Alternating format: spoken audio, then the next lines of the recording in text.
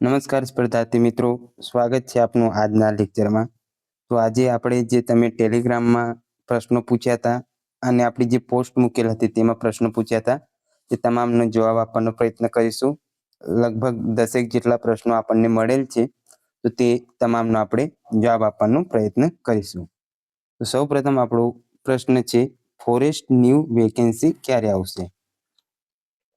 તો એમાં આપણે બીટગાર્ડ અને ફોરેસ્ટર બંનેની વેકેન્સીઓ ક્યારે આવી શકે છે તે વિશે વાત કરવાના છીએ।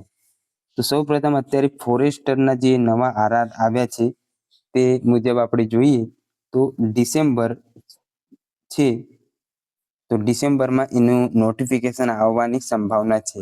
આ 100% આપણે ના કહી શકીએ ડિસેમ્બર થયું એટલે આવી જ જશે, પરંતુ આની સંભાવના આ માસ સુધીની છે। કેમ? એના પાછળ કારણ છે કે અત્યારે જે પહેલાના બીટગાર્ડો છે જેમનો સમયગાળો થઈ ગયો છે કે અત્યારે એમને પ્રમોશન આપવા જેટલો સમયગાળો થઈ ગયો છે, તો તેમને પ્રમોશન આપવામાં આવશે। એટલે ત્યારબાદની જે જગ્યાઓ ખાલી રહેશે તો તેના પર ભરતી આવવાની છે। તો એમને એકવાર પ્રમોશન મળી જાય ત્યારબાદ નવી જાહેરાત આવવાની છે। તો એના કારણે થોડુંક ડિલે થઈ રહ્યું છે આરઆર આવ્યા બાદે। બીટગાર્ડની જોઈએ તો ફોરેસ્ટરની ભરતી જેવી પતશે ત્યારબાદ બીટગાર્ડની જગ્યાઓ હવે ખાલી પડશે, કારણ કે પ્રમોશન અપાશે એટલે। તો ત્યારબાદ બીટગાર્ડોની કે અમુક બીટગાર્ડ હોય તે ડાયરેક્ટ પરીક્ષા પાસ કરીને ફોરેસ્ટરમાં જતા રહે એવું બનતું હોય છે। તો તેના કારણે ફોરેસ્ટરની ભરતી પ્રક્રિયા પૂર્ણ થાય ત્યારબાદ બની શકે કે બીટગાર્ડની જગ્યાઓ આવશે। હવે ટ્રેનિંગ ઇન્ફોર્મેશન આપો, ફોરેસ્ટરની બીટગાર્ડ જોઈએ તો ફોરેસ્ટરમાં આપણે 6 માસની સામાન્ય રીતે ટ્રેનિંગ રહેતી હોય છે। તમે જેવી પરીક્ષા પાસ કરશો તેવી રીતે તમારી શિફ્ટ વાઇઝ કાં તો જગ્યાઓ કઈ મુજબ આવે છે એ મુજબ એવું થાય કે શરૂઆતમાં ટ્રેનિંગ આપી દે। ને બીટગાર્ડની અમારી વાત કરીએ તો કેવી રીતે ટ્રેનિંગ રહેતી હોય છે, તો અમારે ટોટલ 823 જગ્યાઓ હતી, તેમાં 200 જણને બોલાવતા હોય છે। એમાંથી 100 ગર્લ્સ ને 100 બોયસ રહેતા હોય છે। તો 200 જણની 6 મહિના પતે ત્યારબાદ બીજા 200 જણ, પછી બીજા 200 જણ, એવી રીતે 4 શિફ્ટમાં અમારી ટ્રેનિંગ ડિવાઇડેડ છે। તો 6 મહિનાની તમારી ટ્રેનિંગ રહેતી હોય છે। એમાં ગુજરાત ટૂર તમારે રહેતું હોય છે, અભયારણ્યોમાં અને એવા સ્થળોએ જે જોવાલાયક છે તે બધા જગ્યાએ, અને ત્યારબાદ ત્યાં તમને જે તે સ્થળે ટ્રેનિંગ આપતા હોય છે। તો આવી રીતે કંઈક ટ્રેનિંગ રહેતી હોય છે। હાલ અમારી થઈ નહીં એટલે વિશેષ માહિતી કંઈ આપી નહીં શકતો, પરંતુ કંઈક આવું માળખું તેનું રહેતું આપણને જોવા મળે છે। ત્યારબાદ છે વનપાલ માટે સેલ્ફ સ્ટ્રેટેજી બુક સમય વિભાજન। બુક સમય અને સમય વિભાજન કેવી રીતે કરવાનું, આ કોઈક ભાઈનો પ્રશ્ન હતો કે વનપાલ માટે સેલ્ફ સ્ટ્રેટેજી બતાવો। તો વનપાલ માટે મુખ્ય તમારે 4 વિષય કરવાના રહેતા હોય છે। એન્વાયરમેન્ટ છે, ત્યારબાદ ગુજરાતી છે ને ગુજરાતી, ત્યારબાદ છે ગણિત, રીઝનિંગ ને જીકે।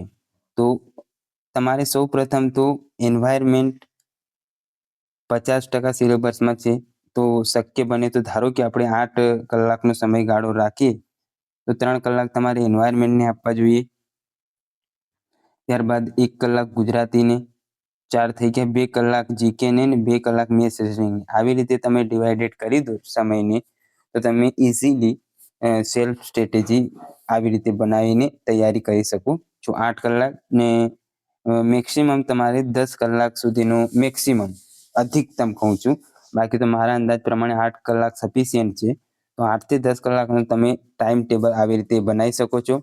હવે બુકની ચર્ચાવાળો આપણે વિડીયો ડિટેલમાં બનાવીને મૂકેલ જ છે, તેમ છતાંય આપણે જોઈ લઈએ તો બુકમાં તમારે ગુજરાતીમાં વાત કરીએ તો શબ્દ વૈભવ અથવા વ્યાકરણ વિહાર ને શબ્દ વૈભવ, વ્યાકરણ વિહાર ને એક શબ્દ ઉપનિષદ। તો શબ્દ વૈભવ અથવા શબ્દ ઉપનિષદમાંથી એક લઈ શકો તમે, શબ્દ ભંડોળ માટે વ્યાકરણ વિહાર, 3 માંથી 2 પુસ્તકો લઈને તમે ગુજરાતી કહી શકો। મેથ્સ રીઝનિંગ માટે નીરજ ભરવાડની, વેબ સંકુલની, યુવાની, ગમે તે તમને બુક જે યોગ્ય લાગે તે લઈ શકો। જીકે માટે તમે શરૂઆતમાં તો સબ્જેક્ટ વાઇઝ નહીં કરવાનું, તમારે એક સ્પેસિફિક જીકેની બુક લાવીને તે વ્યવસ્થિત કરી નાખવાની. ને એન્વાયરમેન્ટમાં આપણે જોઈએ તો કેવી રીતે કરવાનું, તો એમાં તમારે શરૂઆતમાં તો યુવા એનસીઆરટીની જે બુક છે તે વ્યવસ્થિત કરવાની. ત્યારબાદ 6 થી 12 નું ભૂગોળ વ્યવસ્થિત કરી નાખવાનું, ભૌતિક ભૂગોળ વ્યવસ્થિત કરી નાખવાનું. અને ત્યારબાદ જો ડિટેલમાં વ્યવસ્થિત એન્વાયરમેન્ટ કરવું હોય તો વેબ સંકુલની પીડીએફ આપણા ગ્રુપમાં મૂકેલી જ છે, તો તે તમે કરી શકો. તો આવી રીતે તમે કરી શકો છો. બુક કઈ કઈ બુક કરવાની, સમય કેટલું, 8 કલાકની સમય વિભાજન આવી રીતે કરી શકો છો.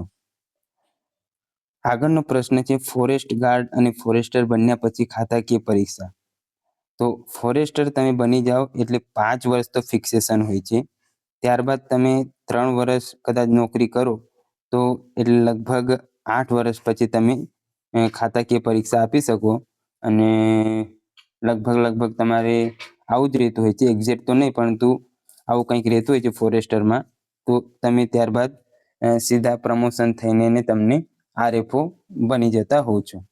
ને એવી જ રીતે બીડ ગાર્ડમાંથી તમે ખાતાકીય પરીક્ષા આપીને ફોરેસ્ટર બનો છો, અને ફોરેસ્ટરમાંથી ત્યારબાદ ખાતાકીય પરીક્ષા આપીને આરએફઓ બનતા હોવ છો. તો આવી રીતે કંઈક રહેતું હોય છે. અહીંયા સુધી તમે ફોરેસ્ટર છો ત્યાં સુધી કોઈ એ ફિલ્ડ વાળા એટલે કે સાયન્સ, આર્ટ્સ, કોમર્સ વાળા બધા આપી શકે છે ફોરેસ્ટરની પરીક્ષા. પરંતુ આરએફઓ તમારે બનવું હોય ડાયરેક્ટ, તો તેની માટે સ્પેશિયલ સાયન્સ વાળા જ વિદ્યાર્થીઓ અહીંયા જોઈતા હોય છે. ત્યારબાદ બુક સજેસ્ટ કરો એન્વાયરમેન્ટ માટે. તો આપણે જોઈ લીધી કે ભાઈ એનસીઆરટી યુવાની બુક કરવાની, ને ત્યારબાદ વેબ સંકુલની એન્વાયરમેન્ટ બુક છે એટલી કરો. ને સરકારી પુસ્તકો જે છે વનૌષધિ, એ બધું તો ઠીક છે, હવે કરતા જ હોય છે બધા, પરંતુ આ એન્વાયરમેન્ટ માટે તમે આટલું ખાસ કરી લેવાનું. ને ભૂગોળ, ભૌતિક અને બીજું જે ભારતની ભૂગોળ છે ને ગુજરાતની ભૂગોળ પણ, તો આ તમારે ખાસ કરી રાખવું. 2026માં આવશે ફોરેસ્ટર ભરતી. તો આમાં બીટગાર્ડની કદાચ આવી જશે ભરતી 26માં. તો 25માં જ આપણે અંદાજ લગાવીએ છીએ કે અંત સુધીમાં આનું કહેવાય ને કે નોટિફિકેશન આવી જશે.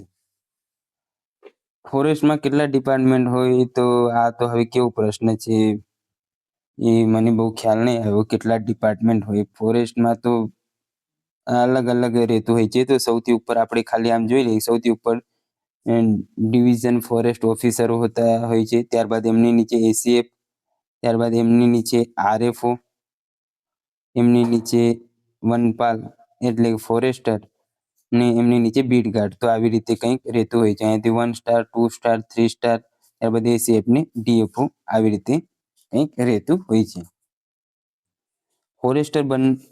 ફોરેસ્ટર બન્યા બાદ આરએફઓ કઈ રીતે અને કેટલા સમય બાદ બની શકાય? તો તમે ફોરેસ્ટર બની જાઓ ડાયરેક્ટ, તો તમે 8 થી 9 વર્ષના સમયગાળામાં ખાતાકીય પરીક્ષા જો પાસ કરી દો તો આરએફઓ બની જતા હોવ છો. તમારી કામગીરી વિશે વાત કરો તો કામગીરી કેવી રીતે હોય છે કે એક રેન્જ હોય, ને આપણે રેન્જમાં વાત કરીએ તો આવી રીતે રાઉન્ડ હોય, ને રાઉન્ડની નીચે બીટ હોય એમ. તો આવી રીતે આપણે જોઈ લઈએ. તો અહીંયા આપણે બીટ હોય, બીટ અહીંયા ને અહીંયા.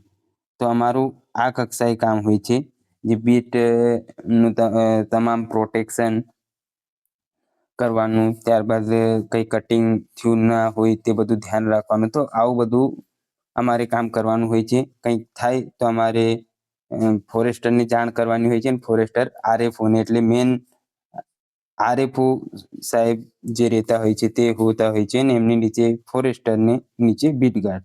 અહીંયા તમારે સૌથી નીચે બીટ ગાર્ડ હોય છે, એટલે ફિલ્ડનું લગતું મોસ્ટ ઓફ કામ એમને કરવાનું રહેતું હોય છે. ત્યારબાદ આગળનો પ્રશ્ન છે કે બીટ ગાર્ડની ભરતી 2025માં આવશે. તો બીટ ગાર્ડની જ નહીં, પરંતુ આપણે ફોરેસ્ટરની ભરતી 2025માં આવશે. બીટ ગાર્ડની તો અત્યારે આપણે કહી શકતા નથી કે 2025માં આવે એમ. તો આ હતા આપણા 10 સવાલ ને એમના જે જવાબો મને આવડતા હતા અને ખ્યાલ હતું જેટલી માહિતી મારા પાસે હતી તે તમામ આપવાનો પ્રયત્ન કરેલ છે. આશા છે આજનો આ વિડીયો આપને ગમ્યો હશે.